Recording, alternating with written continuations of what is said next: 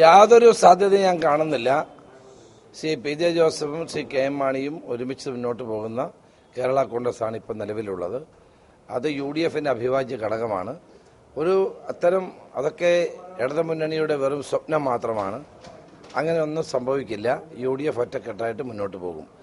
Parliament തെരഞ്ഞെടുപ്പിലെ seat വിഭജന ചർച്ചകൾ ഞങ്ങൾ രമ്യമായി തന്നെ പരിഹരിക്കും.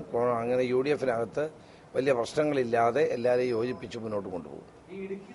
ഈ ആളുകളെ ഇടതുമുന്നണി UDFിലെ ആളുകളെ കക്ഷികളെയും മാടി മാടി വിളിക്കുന്നത് അവർ ഇപ്പോഴത്തെ സാഹചര്യത്തിൽ അവർ പരാജയപ്പെടുന്നു എന്നുള്ളത് ഉറപ്പായതുകൊണ്ടാണ്. സ്വന്തം കാലിൽ നിൽക്കാൻ അവർക്ക് ശക്തിയില്ലാത്തതുകൊണ്ടാണ് UDFിൽ നിന്ന് കക്ഷികളെ അവർ ക്ഷണിക്കുന്നത്.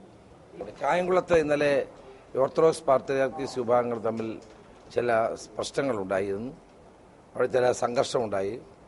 ആ സംഘർഷത്തിൻ്റെ വെളിച്ചത്തിൽ അവിടുത്തെ ചെങ്ങന്നൂർ RDOയെ അതോടൊപ്പം തന്നെ 2 SIമാരെയും അവിടെ നിന്ന് സ്ഥലം മാറ്റി